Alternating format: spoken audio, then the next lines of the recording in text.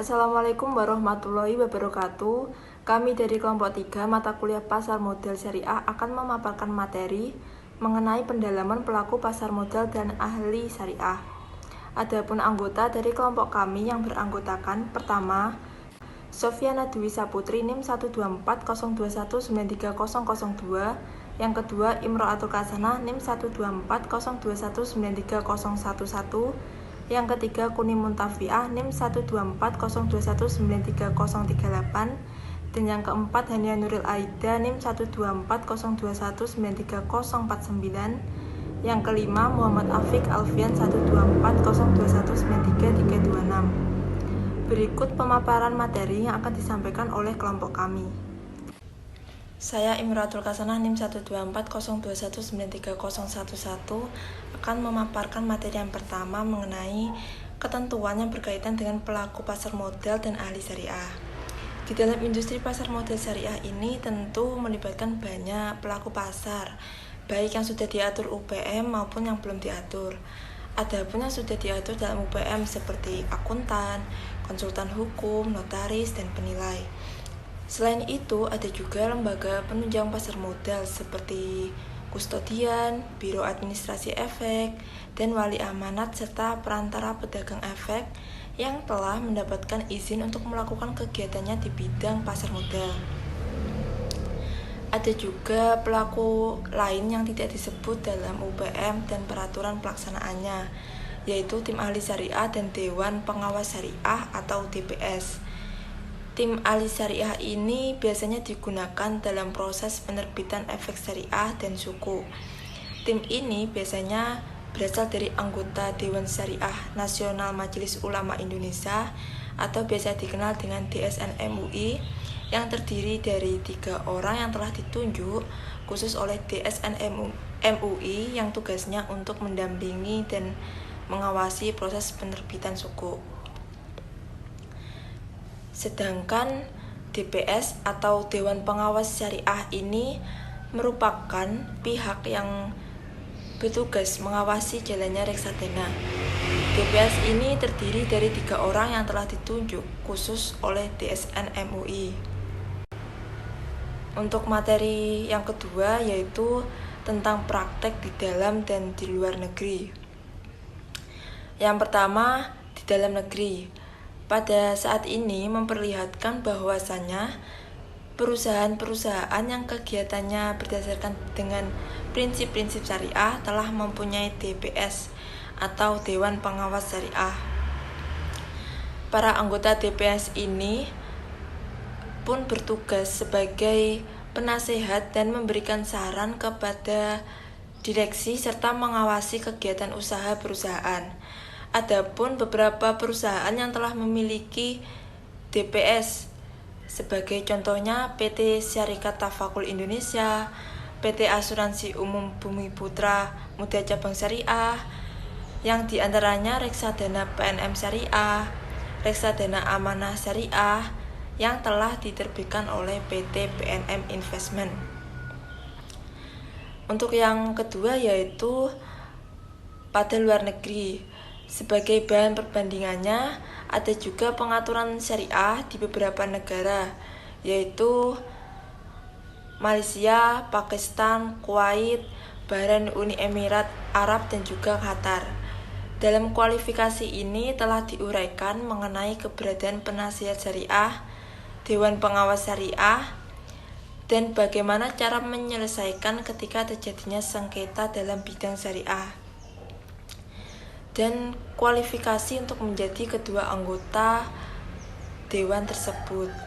Sebagai contohnya, yang pertama di negara Malaysia terdapat Bank Islam, Islamic Windows, dan operator tafakur wajib memiliki syariah komit yang perannya sebagai pelengkap untuk SAC.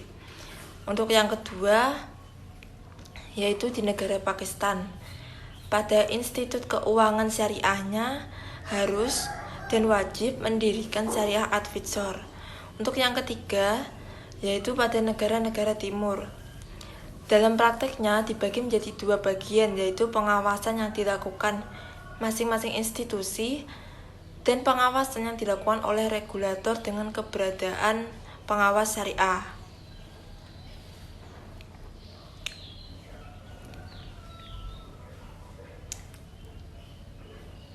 Untuk materi yang ketiga yaitu pola pemberdayaan pelaku pasar modal terkait dengan penerapan prinsip-prinsip syariah di pasar modal. Dalam pemberdayaan pasar modal tentu dilakukan dengan cara memberikan peran yang lebih besar kepada para pelaku yang telah mendapatkan izin oleh Bapepam dan LK untuk melaksanakan tugas dari tim ahli syariah dan juga Dewan Pengawas Syariah dengan cara membekali para pelaku pasar modal ini mengenai ekonomi syariah, terkhusus di bidang pasar modal. Dalam melaksanakannya harus memperhatikan sisi kelengkapan, baik dari infrastruktur yang sudah ada maupun yang belum dibangun. Adapun infrastruktur yang harus diperhatikan guna mendukung tujuan tersebut yaitu standarisasi mutu atau kualifikasi. Di dalam standarisasi ini harus memperhatikan dua hal, yaitu kemampuan apa saja yang harus dimiliki oleh pelaku pasar modal yang ada untuk melakukan tugas dari DPS atau Dewan Pengawas Syariah. Untuk yang kedua yaitu standar yang harus digunakan dan kegiatan yang harus dilakukan agar para pelaku tersebut mempunyai kemampuan sesuai dengan ketentuan persyaratan. Untuk yang kedua yaitu pada kelembagaan. Secara umum dari sisi kelembagaan, profesi-profesi tersebut harus memiliki perhimpunan atau asosiasi yang secara terus-menerus melakukan pembinaan dan juga pengawasan. Hal ini dilakukan dengan cara menetapkan standar kemampuan minimum yang harus dipenuhi oleh seseorang untuk menjalankan profesi tertentu dan menyelenggarakan pendidikan yang gunanya untuk mengembangkan kemampuan anggotanya. Untuk yang ketiga yaitu peraturan perundang-undangan. Terdapat peraturan perundang-undangan yang berhubungan langsung dengan pelaksanaan pola pengembangan pelaku pasar modal ini yang terkait dengan prinsip-prinsip syariah. Peraturan perundang-undangan antara lain pada pasal 109 yang isinya mensyaratkan adanya DPS atau Dewan Pengawas Syariah, peraturan perundang-undangan Bapepam LK yang kaitannya dengan pendaftaran perizinan para profesional pasar modal serta peraturan perundang-undangan yang mengatur pembinaan dan pengawasan profesi, semisal pada akuntan. Perkenalkan, nama saya Sofiana Dusa Putri, NIM 12402193002, akan melanjutkan pemaparan materi dengan pengetahuan di bidang keuangan dan pasar modal. Peraturan nomor 9.A.13 tentang penerbitan efek syariah menyebutkan bahwa kewajiban bagi setiap pihak yang melakukan kegiatan usaha berdasarkan prinsip syariah. Kewajiban tersebut diterapkan bagi sumber daya manusia pada level tertentu bervariasi, tergantung pada skala kegiatan usaha yang dilakukan institusi tersebut. Dalam rangka memenuhi kewajiban tersebut, banyak pihak yang melakukan kegiatan usaha syariah. Di samping itu, bagi perusahaan yang akan menerbitkan efek syariah berupa suku, juga mempercayakan dengan prinsip syariah kepada tim ahli syariah atau biasa disebut dengan TAS. Hampir semua sektor usaha syariah mempercayakan pengawasan pemenuhan pada kegiatan operasionalnya kepada Dewan Pengawas Syariah atau DPS. Ada beberapa faktor utama yang harus diperhatikan untuk menyusun pola pemberdayaan para ahli syariah dengan meningkatkan kapasitas kemampuan dengan membekali pengetahuan di bidang keuangan dan pasar modal, antara lain standarisasi mutu atau kualifikasi, kelembagaan, dan kelengkapan pengaturan. Yang pertama, standarisasi mutu atau kualifikasi. Dalam menentukan standar kualifikasi, DSN MUI memiliki kriteria untuk memberikan rekomendasi kepada pihak yang akan menjadi DPS atau TAS.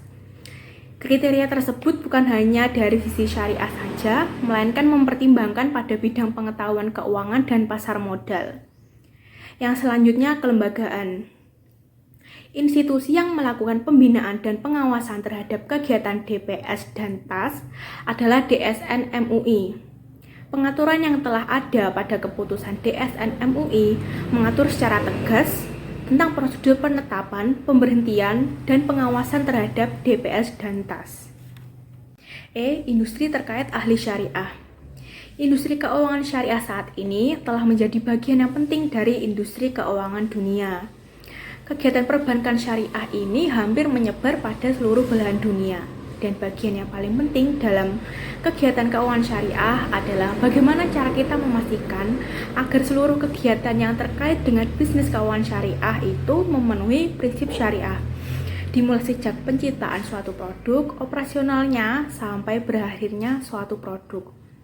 Untuk memastikan kepatuhan terhadap pemenuhan prinsip syariah, diperlukan sumber daya manusia yang memahami fikih muamalah.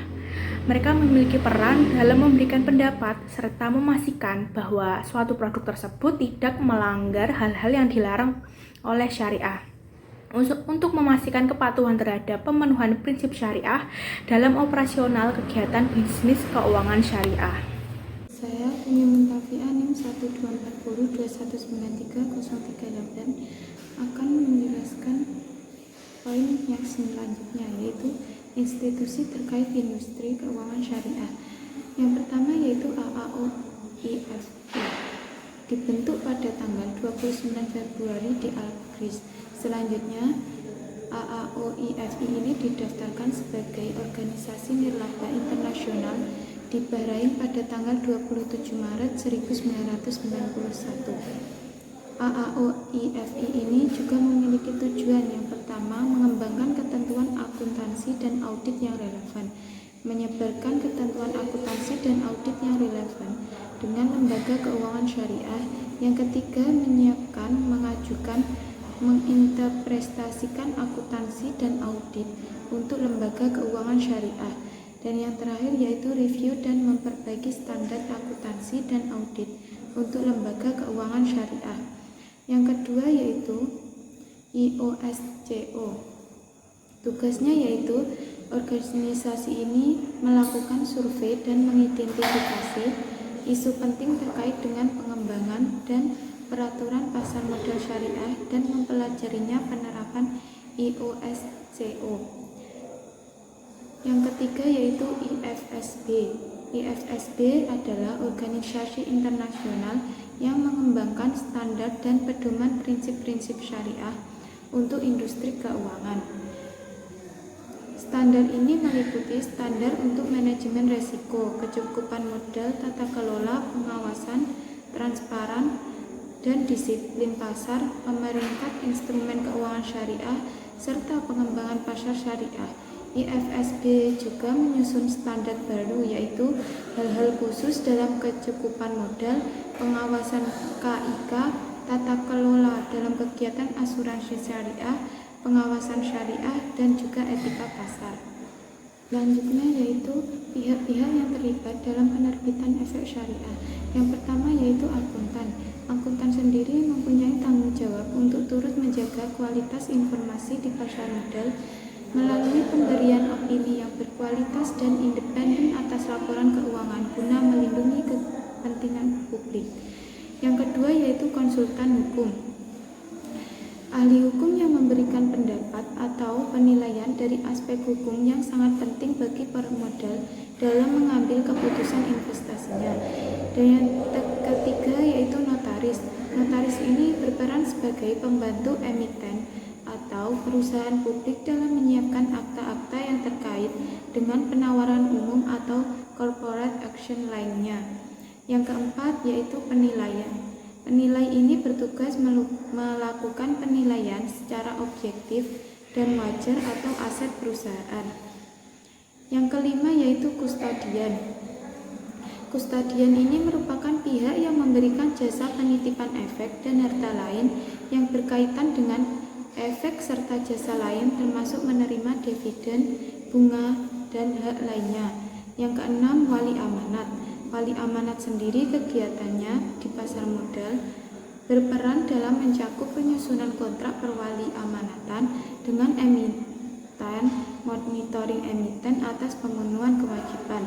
Yang terakhir yaitu perusahaan efek. Perusahaan efek melakukan kegiatan sebagai penjamin emisi efek, perantara pedagang efek atau manajer investasi serta kegiatan lainnya. Dalam perannya sebagai penjamin efek, perusahaan efek membuat kontrak dengan emiten untuk melakukan penawaran umum bagi kepentingan emiten dengan atau tanpa kewajiban untuk membeli sisa efek yang terjual. Saya Hania Nuril Aida Rohmah, NIM 12402193049 akan menyampaikan materi selanjutnya yaitu H. Pihak kompeten dalam bidang syariah. Dalam industri keuangan syariah di Indonesia, pihak yang dianggap memiliki kompetensi di bidang syariah adalah Dewan Syariah Nasional Majelis Ulama Indonesia atau DSN MUI. Dalam melakukan tugasnya, DSN MUI memiliki Dewan Pengawas Syariah dan tim ahli syariah. Pedoman dasar DSN MUI sesuai dengan keputusan DSN MUI nomor 1 tahun 2000 menerangkan DPS. Pada pedoman dasar tersebut dijelaskan bahwa DPS adalah badan yang berada di lembaga keuangan syariah yang bertugas mengawasi pelaksanaan fatwa dan keputusan DSN MUI. Urgensi pengaturan ahli syariah. Kegiatan pasar modal syariah memiliki karakteristik yang berbeda dengan kegiatan pasar modal konvensional.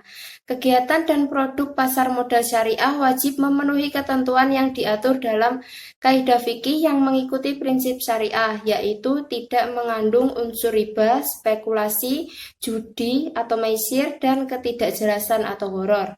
Dalam struktur Bapepam dan LK tidak terdapat suatu organ yang mempunyai kompetensi syariah seperti yang terdapat di SC Malaysia yang memiliki Syariah Advisory Council dan di Indonesia yang memiliki kompetensi syariah merupakan pihak independen yang berada di luar struktur regulator. Selain itu masih terbatasnya SDM yang memiliki kompetensi di bidang syariah merupakan hambatan yang dihadapi regulator dalam melakukan pengawasan. Oleh karena itu, pendapat bahwa pengawasan terhadap pemenuhan prinsip syariah dilakukan oleh regulator untuk saat ini belum dapat diakomodasi.